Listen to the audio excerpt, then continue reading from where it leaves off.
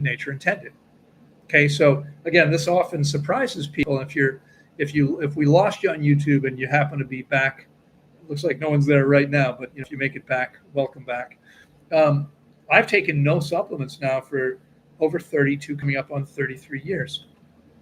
I'll never take supplements again. I mean, unless I find myself in some bizarre situation, I can't imagine how it would happen where I'm low on B12. How can I have gone decades without animal products or supplements? Well, it's very simple. We make all the B vitamins in the gut biome. Okay, we make them in the gut biome every day. No one should need to supplement. People do need to supplement. People do have serious problems with B12 because the body's out of balance. That's the piece that you have to understand.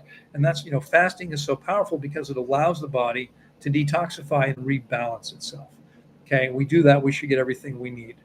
Okay, Rona, good to see you here. Why lower sodium levels? I already answered that. Looks like Mike and Camilla are one. Have you thought about going on a formal tour? Yeah, I've done many formal tours before. I've spoken in 35 countries, and I will certainly do it again at some point when I can travel again. Now, a formal tour around the U.S. at this point is not on the cards. I'm needing to. I've been traveling for most of the last 2 years, actually, and it's hard to work on my book. It's hard to do the things. And when I'm traveling, when I'm spending time traveling, I don't have the same time I need to get my work done. And so I'm probably not going to be doing this anytime soon. Now, at some point in the not so distant future, there is plans to do more public speaking, but it'll happen probably as my book moves forward. That should be happening. Yeah, so I'm back on YouTube again. I started over again. I'm not sure what happened there, but I'm back and I'm here now. Rona says, I did a 21-day water fast from home with Loren in December. Yes, you did. Want to say anything about that? You can. So I'm saying hello to lots of the people. Boss Lady Marie and lots of others. Amber, Dylan, good to see you all. Too many people to greet everybody. But I'm looking here. You can also be live streaming. I am live streaming. I'm not sure what you're referring to there, Rona. I am live streaming. That's what I'm doing. You mean maybe instead of traveling and speaking? Yes, the first thing I like to do is get to the point where instead of 20 people with me, there's 1,000 people with me. I'm reaching more people this way. Doesn't that make sense? And by the way, you guys can help. If you think this is valuable, make sure you like it. Don't hesitate to share it. You can share a link on your page or your profile or your channel, right? Let's get this information out to as many people as possible. That's been my goal for a long time. This is why I'm now somewhere around 9 years live almost every week instead of traveling. Exactly, Rona. Thank you. Yeah, I got that. Yeah, that's a great idea. I mean, that eventually, I really do love interacting with people in person. There are very few things I enjoy more than speaking live. It's an amazing thing, and I'll definitely look forward to doing it again. But probably not until we successfully build a much larger platform, right? Next time I go to travel to speak, I'd like to have hundreds of people minimum in each place instead of sometimes talking to a dozen, 2 dozen people. That's really not worthwhile, and it takes so much time and money. It just doesn't make any sense for me anymore, right? Especially now that live streaming is a very real thing. We're going to be doing that. In fact, I'll share something with you. You guys are some of the first people to hear about this, but we will be creating a community soon. And what that means is there'll be more opportunities for live streams. There'll be special benefits for community members. Right now, anyone can tune in. But what's going to happen is, because there's always too many questions, and I wind up answering the same questions over and over again. And so what's going to happen is there will be an opportunity for members only to interact with me, okay? Because members will already know all the basic stuff, so I won't waste time answering the same questions over and over again. And maybe we can actually get into the deeper stuff this way, and lots of other cool things as well. Okay, so you catch up on sipping water if you fail to get enough for a few days while fasting. How much does it affect the process negatively? I don't really understand your question. Okay. Um, you can never exceed a safe drinking pace. That safe drinking pace is 16 ounces or 500 milliliters per hour. Okay. So if you get behind, let's say today you didn't drink enough water, tomorrow you can drink more as long as you drink it safely. But the specifics, how long does it take to do? Every situation is different. There's no answer to that question. It's impossible to answer that question without having very specific information. Even if I had the specific information, I would say, well, I'll tell you after the fact. We'll see how long it takes in your case, because your case is different than any and every other case. Okay.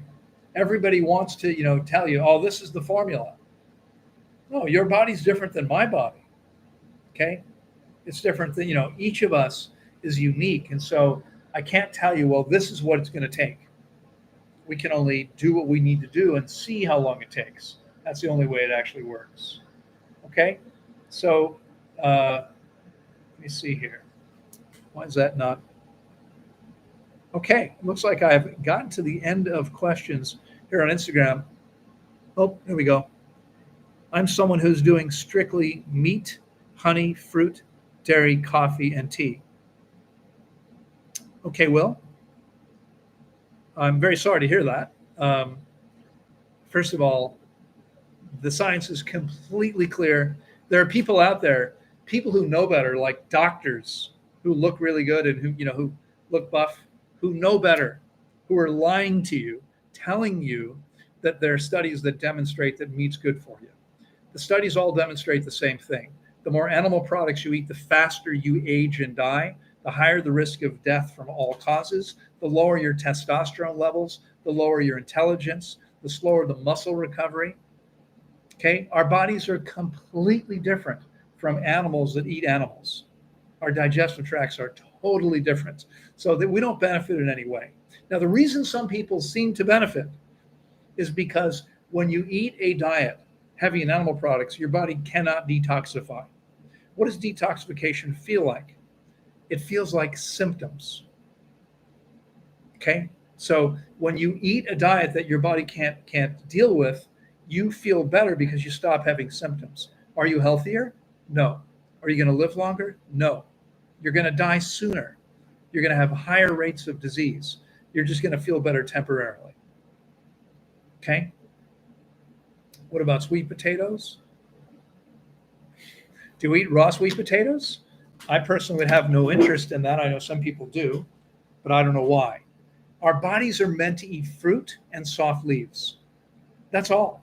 We're not meant for anything else.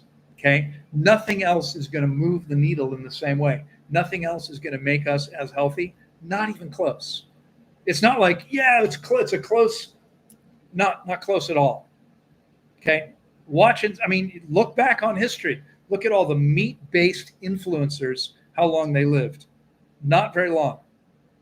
Okay, most of them did not live into their mid-60s, past their mid-60s. Look at the vegan and vegetarian influencers. Most of them lived well into their 80s and 90s. Okay, there's no comparison. The idea, the notion that, well, we don't really know, nonsense. It's completely clear, and all you have to do is look at the digestive tract. Okay, a carnivore, a 500-pound tiger has a digestive tract from mouth to anus that's 12 feet long. Their stomach acid is 10 times more concentrated. Okay, your digestive tract is 32 feet long. Your stomach acid is 1/10 as strong as that of the carnivore. Okay, we're not carnivores.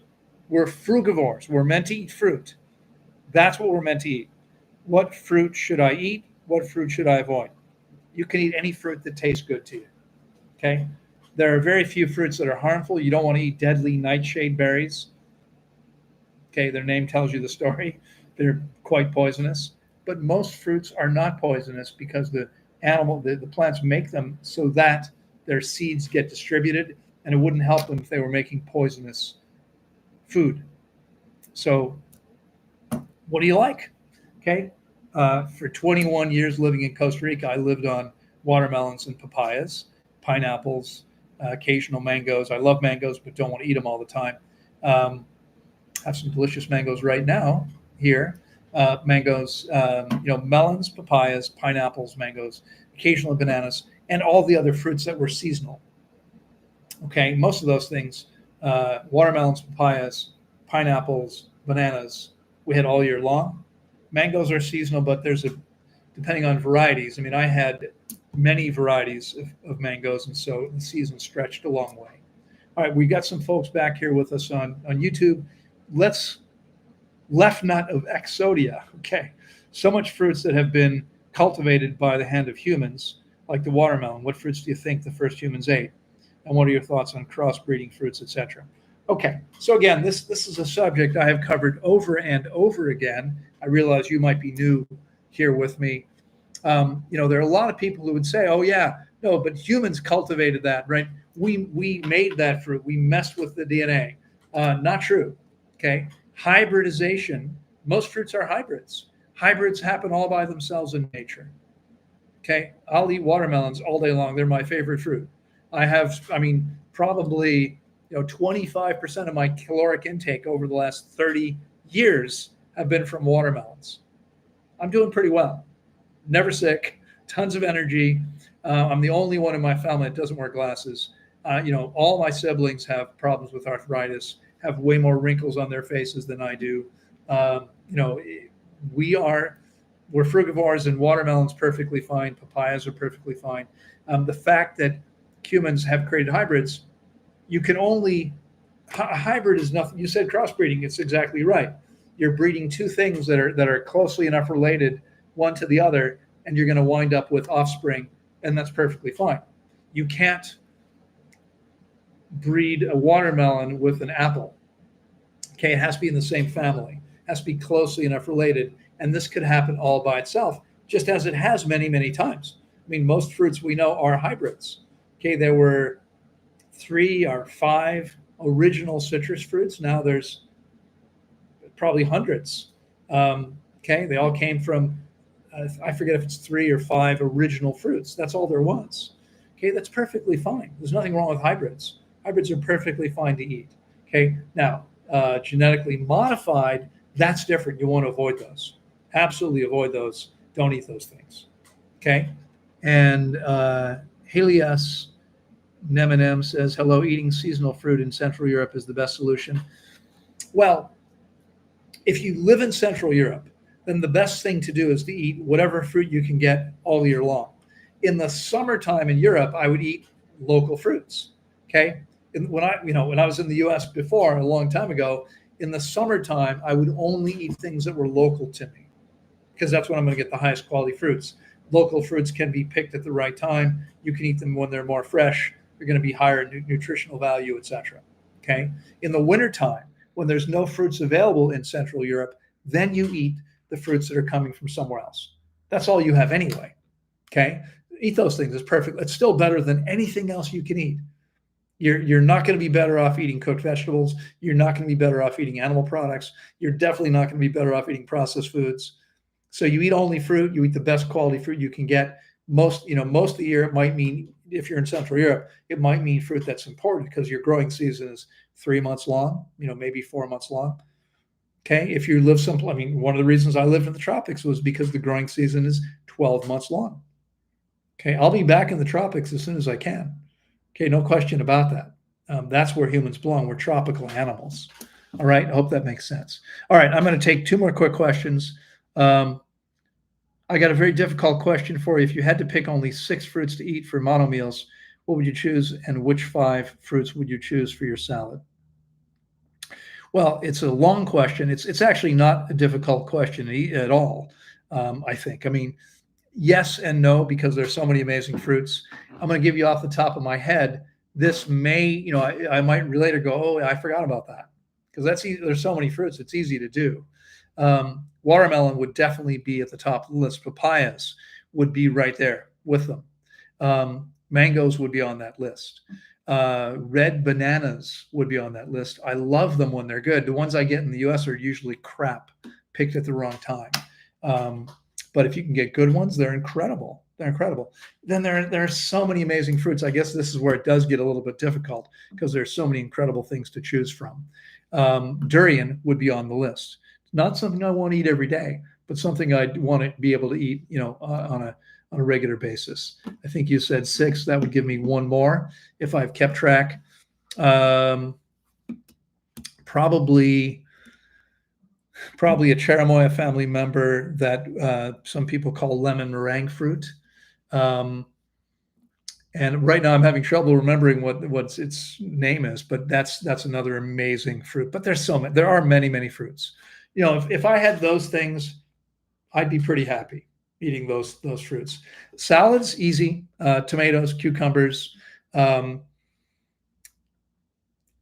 not a huge fan of peppers. I mean, my salads are tomatoes, cucumbers, avocados, and lettuce, maybe one or two other things sometimes.